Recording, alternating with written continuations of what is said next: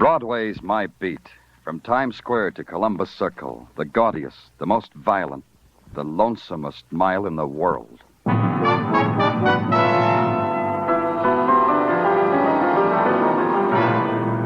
Broadway's My Beat, with Larry Thor as Detective Danny Clover.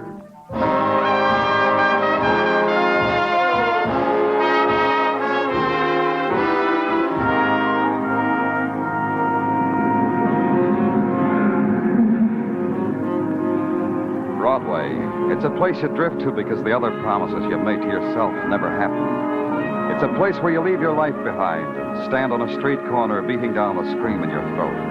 It's the best of the 1,001 nights you've dreamed of. The place in the world where something happens to you outside of the movies. It's Broadway, My Beat. At 6 p.m., Broadway is getting ready for the nighttime. There's a feeling to it. Fury crouches in the doorways, waiting till all the lights turn on. And the feeling trails down into the small streets that feed Broadway. Down into the small streets and around corners. And somehow, on that Friday night, it stops in front of a particular house. Mrs. Brandeis lives there. And through the window, you see her standing in front of a candelabra of 7 candles, the palms of her hands pressed against her face. You wait. Then you press the bell.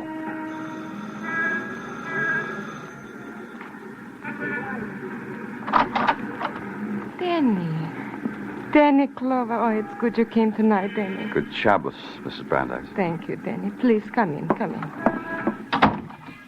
Danny, you've got some news? You heard something about my son? Yes, that's why I came, Mrs. Brandeis. In the parlor. There we can sit down.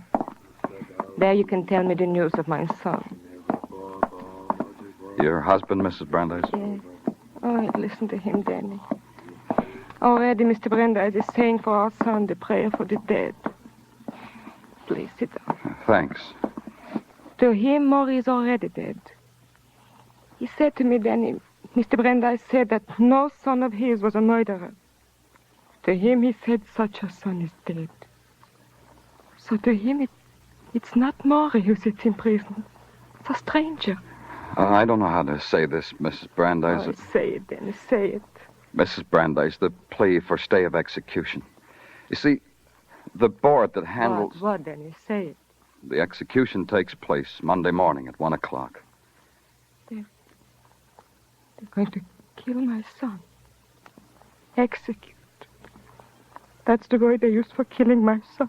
What can I say to you? Say this. Tell them no, Danny. Tell them they can't do this. This execute. Tell them, Danny. Mrs. Brandeis... Tell them this is a notion they've got that my boy is a murderer.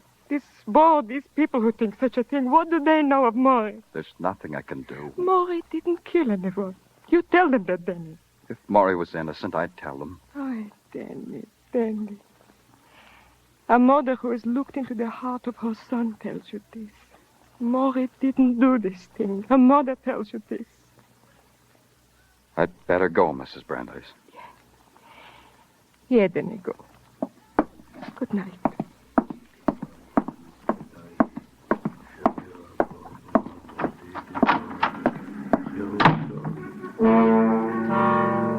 When I left, the chant of an old man's prayer for his dead son was in my ears.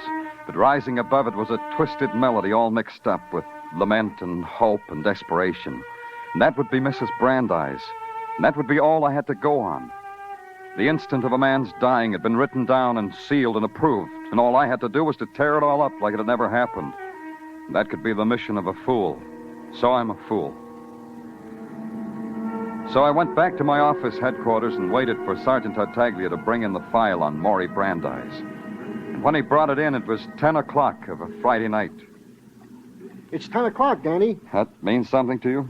Well, yeah, Danny. What did you bring me on Maury Brandeis? Oh, everything, the works. But I could sketch it for you, Danny. This way we could all go home earlier, you and me. All right, sketch it. A sketch, to wit. On May 22, 1949, at 11 o'clock of the same evening, May 22, 1949, one Maury Brandeis did hold up the jewelry shop of one Charles Gilbert. He did, in process of hold-up, shoot one Mary Gilbert in the back. Said Mary Gilbert being the daughter of aforesaid Charles Gilbert, jewelry shop proprietor. What says he did all that? What says is 2 witnesses. One, Phil Alexander, male, and one, Nicky Thomas, female. They saw the killing? Yeah, Danny, yeah. What they seen goes like this. Phil and Nicky was walking home from a dance. They see Brandeis with a gun in the girl's back. The girl has got her hands in the air. They hear the shot. They run to call the police. How did they know it was Brandeis? Oh, they didn't, Danny. They didn't. They had presence of mind to note down the license number of a new Nash car standing on the street in front of the store with its motor running. In this car was found the gun, the loot, the ownership tag of one Maury Brandeis, which was found asleep drunk in his house 2 hours later by one of our boys. Can I go home now? Yeah. Tartaglia, go home. Then it was 10:15. In the night, the city makes a somber, tearing music that seeps through stone and shrieks through your open window. So you slam the window. It's still there. You try to memorize the details that will bring death to a man on Monday morning at 1 o'clock. And finally, when your eyes feel as if they will crack, you've memorized them. Then it's dawn and you grab some sleep. Then you awaken and it's something to eat. Then you wait for a man named Charles Gilbert to open his jewelry shop. You watch him move slowly out of the curtained shadows at the rear of his shop and slowly walk and slowly unlock the door. And it's 9 o'clock Saturday morning. Good morning. Good morning, sir. Beautiful morning, isn't it? You're Mr. Gilbert? Mr. Charles Gilbert? Yes, that's me. You're early, aren't you? On your way to work? Mr. Gilbert, Oh, I know. You want to buy before the rush. Well, come in, please. You'll find I have some excellent values on sale, sir. You read my ad in the news? Expensive, but worth it if customers come so early. I'm Danny Clover, Police Department. I want to talk to you, Mr. Gilbert.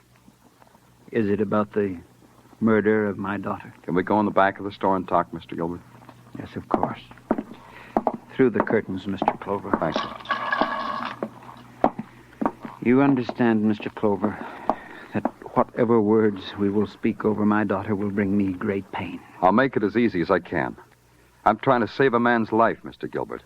A murderer's life? There's a question in my mind if he is a murderer. There's none in mine, Mr. Clover. I want you to go over the night of the holdup with me, Mr. Gilbert.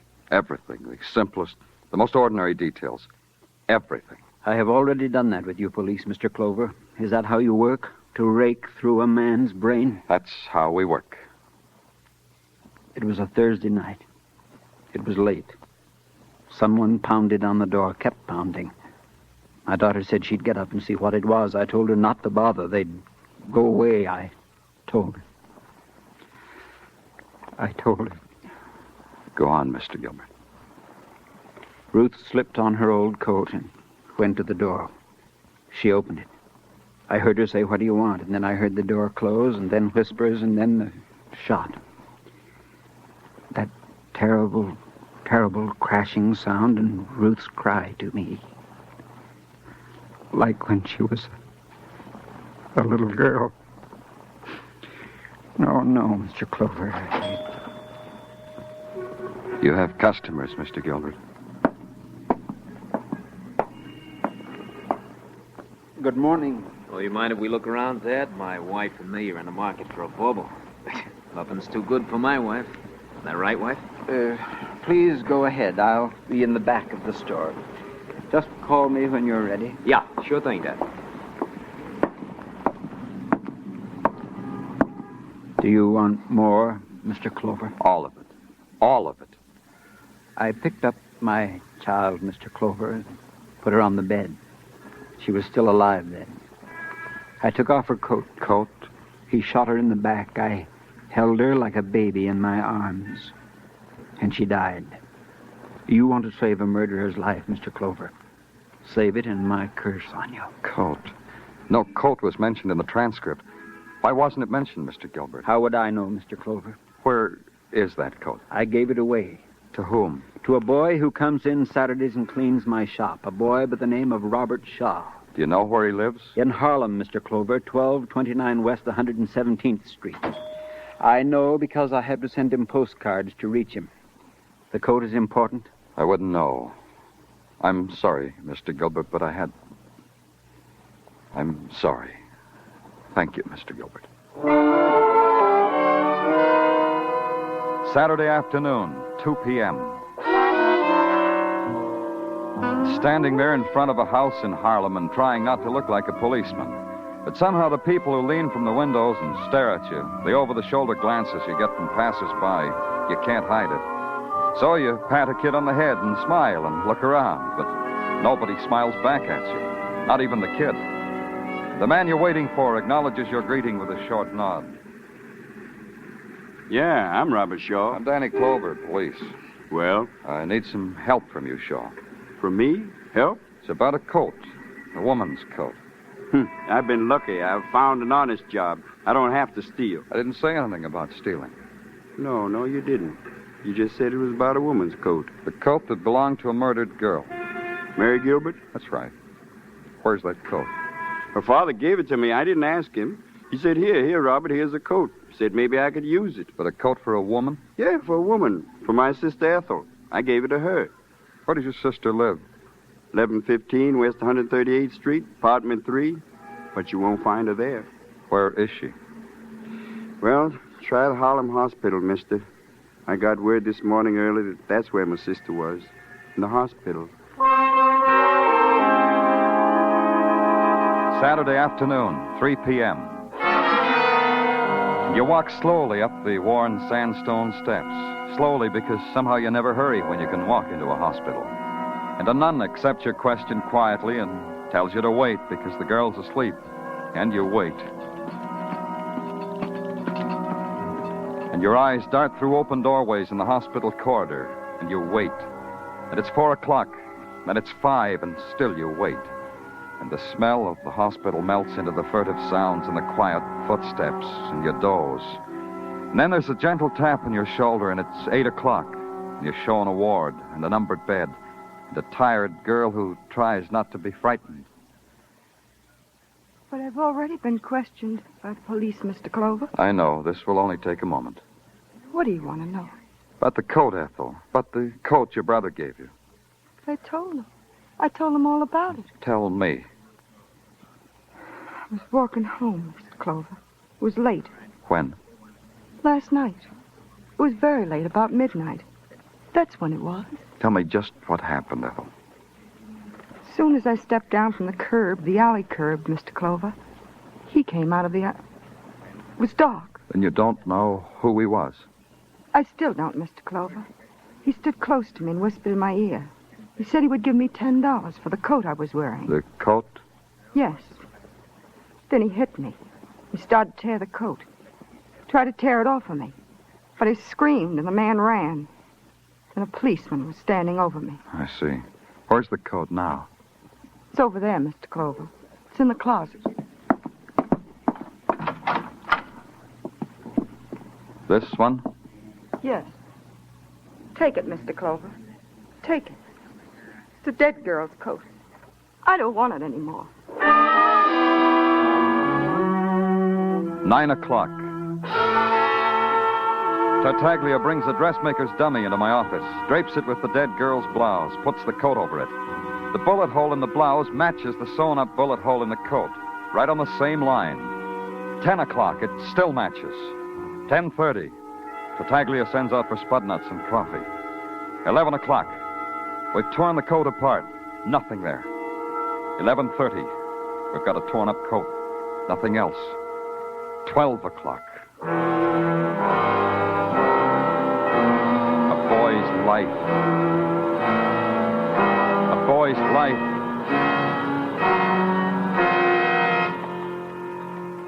And it's Sunday.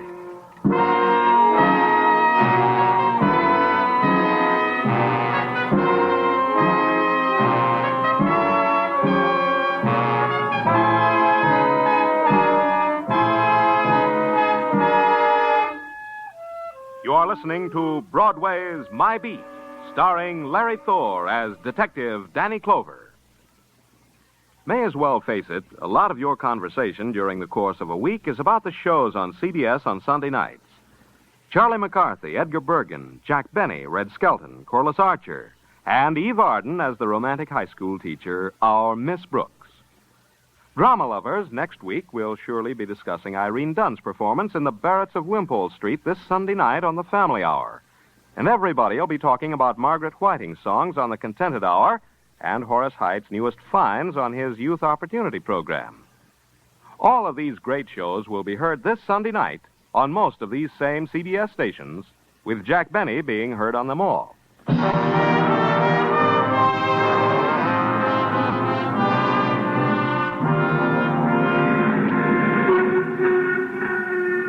There's this about Broadway. It's a place of waiting. It's a place of clocks, because you're nothing if you don't know what time it is. The clocks are in shop windows and hotel lobbies, spectaculars. And at the very top of very high buildings, because pigeons have to stay on schedule. And no matter how you figure it, it still comes out 10 o'clock Sunday morning. It still comes out 15 hours between you and the execution for murder of a boy named Maury Brandeis. And what you've got to save his life is a girl's coat with a bullet hole in it. And it makes no sense. So you make a Sunday call on a man and a woman who saw Maury kill a girl. I was just reading the Sunday funnies to Nicky, Mr. Clover. She likes it when I do that. Don't you, Nicky? Sure. Sure, I like it, Phil. Sure you do, honey. I've much time, Mr. Alexander. I'm trying... Yeah, sure, I understand. You're trying to save a killer's life. This is a twist for a cop, isn't it, Mr. Clover? Phil, please. That's all right, Nicky. Clover understands I'm only kidding, don't you, Clover? I want you to tell me exactly what you did and what you saw the night of the holdup. Well, this is on the record. You didn't look it up? I want to hear you tell me. We were at a dance. We were walking home. Mr. Clover wants me to tell him, honey. It's still the same, Clover, like on the record. We were at a dance, Nicky and me. What dance? Well, I don't like to repeat myself, but the dance was the same dance like I testified. What dance? The Cruiser Social Club on Grand Street. Nicky, I'll tell him. Sorry. The Cruiser Social Club on Grand Street. I was walking Nicky home, because that's romantic to walk with your best girl. And then we see through the window Maury holding up the girl in the jewelry store. How could you tell it was a holdup? Oh, such a simple question, Mr. Clover of the police department. The girl had her hands up in the air. How did you know it was Maury? Because we saw a car parked at the curb with the motor running. When we heard the shot, we took the license number and called the police. It was only the next morning we knew it was Maury. I marry a girl, and now I find out she likes to talk. Mrs. Alexander, was the girl wearing a coat when she was shot? May I? The girl was wearing a coat. Anything else, Clover? No, Phil. That's all, Phil. Now you can go on reading the funny paper, Phil. Sunday afternoon, 2 p.m. On a short run, like the one from New York to Ossining, the trains are always on schedule. Then the automobile ride to the prison, the warden's tight greeting, and finally the walk into the prison yard. Maury Brandeis would be there, the warden said. Maury's request. He wanted to be outside on a Sunday afternoon before he died. Request granted. Complete with chaperone, a guard sitting on an orange crate holding a shotgun and sucking on a matchstick. Maury. Maury. I'm Maury. I'm Maury Brandeis. Danny Clover, Maury. You remember me? What do you want? What do you want me to say? Did you kill that girl, Maury? They say I killed a girl. They say I shot her. Did you? Yes, I killed her. I believe I did. They told me I did. They keep telling me I did. I believe it. You went into the jewelry shop to rob it.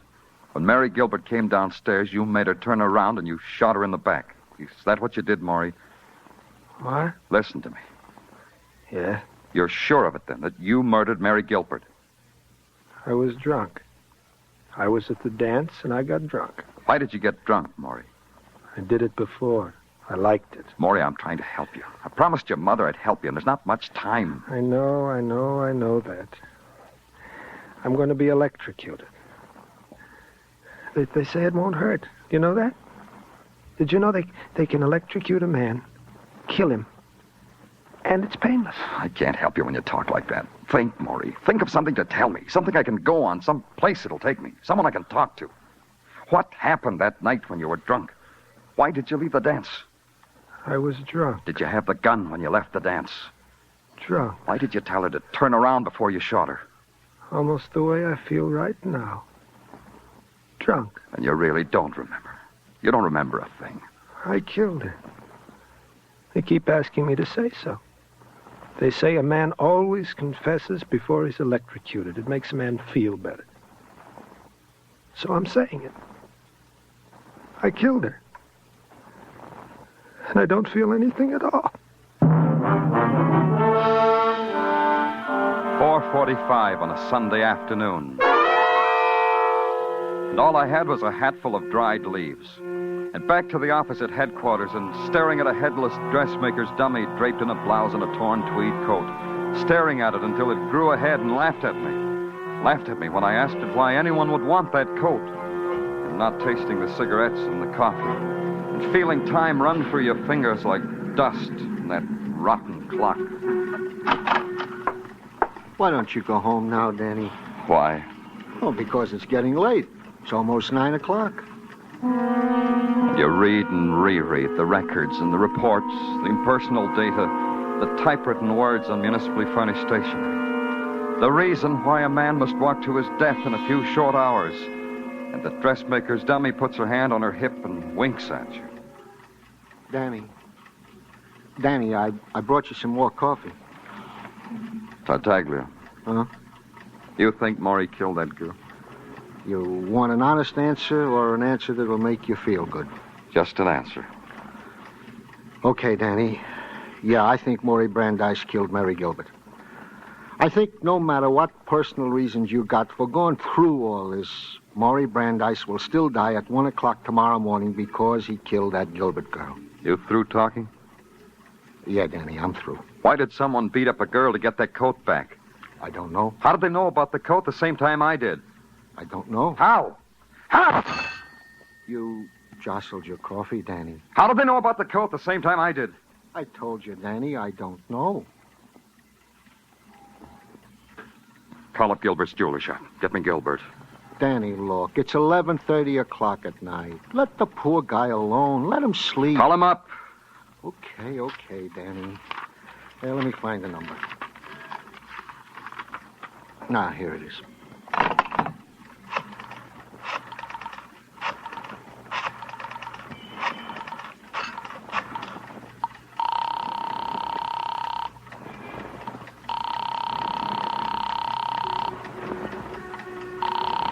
Give me that phone. Okay, Danny. Don't bite my head off for a lousy phone.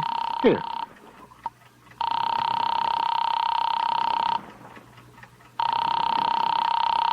Come on. Hello? Mr. Gilbert? Yes, this is Mr. Gilbert. Who is This is Danny Clover, Mr. Gilbert. Have you no consideration at all, Mr. Clover? One question, Mr. Gilbert. Who was in your shop when I was talking to you? Really, Mr. Clover? Who was in your shop? Let me think. Oh, I remember now. It was Phil and Nicky Alexander. Thanks, Mr. Gilbert. Something, Danny? Something. Give me a squad car, Tartaglia. Midnight and Sunday was over. And in 1 hour, Monday would be over for Maury Brandeis. The siren gouges a path through the city swiftly like a wild sob trailing across the dark. And you ride it. Inside of you, you're screaming with it. There's a light in the window of the house you're looking for, and the odds get better, from 1,000,000 to 1 to 1,000 to 1. Just a minute. Come on. We'll be ready in just a... Going someplace, Nicky? I asked you, going someplace? Got the cab, Nicky? No, it's not the... It's not the cab, Phil. It's Danny Clover. Something you want, Clover? Relax, Phil. I'm talking to Nicky. Going someplace, Nicky? While the bag's packed. I- It's simple. I'm talking to Nicky. Well, Nicky, It's our second honeymoon. Every 6 months we take a second honeymoon. when did you get married, Nicky? In May? May 23rd. The date's right here inside my ring. Here, I'll show you. The day after Mary Gilbert was murdered, wasn't it, Nicky? An impulse. Nicky and me were impetuous. Impetuous? Or a wife can't testify against her husband? Tell me, Nicky. How did Phil kill Mary Gilbert? Are you kidding? Shut up, Phil. I asked Nicky. Phil, what? Was it like this, Nicky? You waited outside while Phil was robbing that store. Then Mary came in and surprised him. He held a gun on her, made her turn around and shot her in cold blood. That's what Maury Brandeis did. Remember, Clover? That's why he's going to burn You both got frightened, Nicky. You saw Maury passed out in his car. Phil planted the gun and whatever he stole in the glove compartment. Was it like that, Nicky? Phil, please, tell him. Quiet, keep quiet. Tell me. Come on, Nicky. Tell me. I'm tired, Mr. Clover.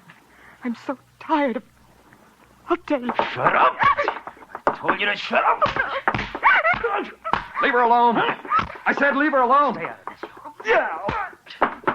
Okay, Phil, over there, face the wall and put your hands up. What is this, cop? Like I said, over against the wall and keep the hands high. I'm going to book you for something, and it might as well be for wife-beating. Sergeant Tartaglia speaking. Danny Clover, send a wagon over to 1010 West 86th. Yeah, Danny, right away. What's up? I got a wife-beater. Wait a minute now. Now I know I got a murderer. Well, stay where you are, Phil. Hey, what? What did you say, Danny? Hold on, Tartaglia.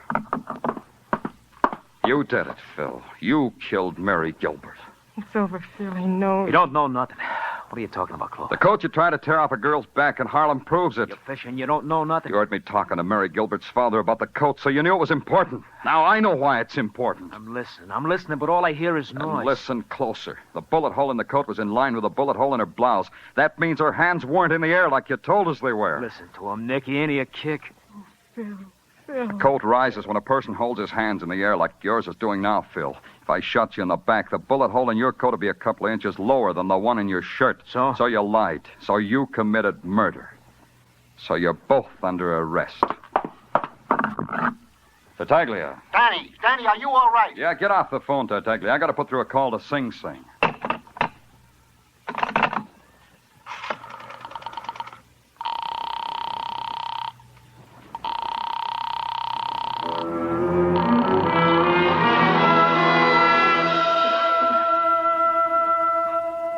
I watched Nicky's face as I waited for the call to go through. And it was the face of a woman who was dead, without tears, without bitterness.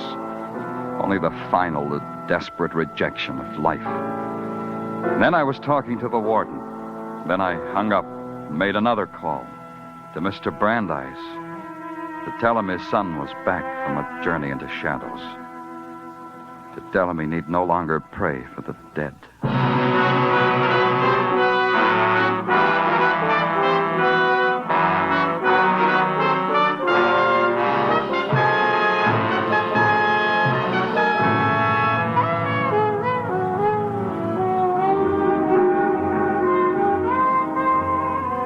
Broadway looks good now. It's wearing the funny mask with the funny nose, and a great big toothy smile painted pretty in scarlet. And scarlet's a color you've known in other places and other times. So you don't rip the mask off because you couldn't stand what you'd see. Because it's Broadway, the gaudiest, the most violent, the lonesomest mile in the world. Broadway, my beat.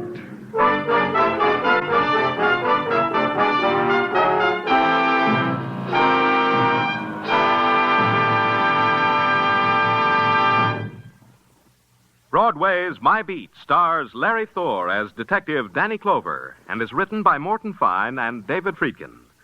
The musical score was composed by Alexander Courage and conducted by Wilbur Hatch, and the program was produced and directed by Elliott Lewis. The cast tonight included Charles Calvert, Lillian Baeff, David Ellis, Parley Bear, Tony Barrett, Jester Hairston, and Vivian Baber.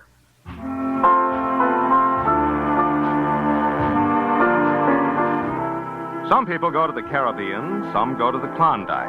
Others who don't care for treasure diving or nugget hunting just stay at home and latch on to Sing It Again. You don't have to barrel barracuda. You don't have to grow a 5-foot beard. With Sing It Again, all you have to do is tell Dan Seymour when he phones who owns the Phantom Voice. It's $53,000 in prizes and cold hard cash in that Sing It Again jackpot this week. Sing It Again follows immediately on most of these same CBS stations.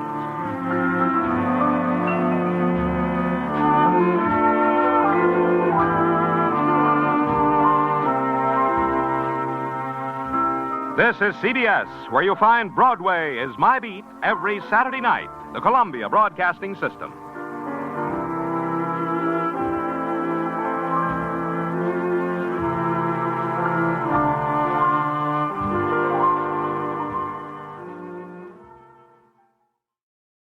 A presentation of RadioClassics.com.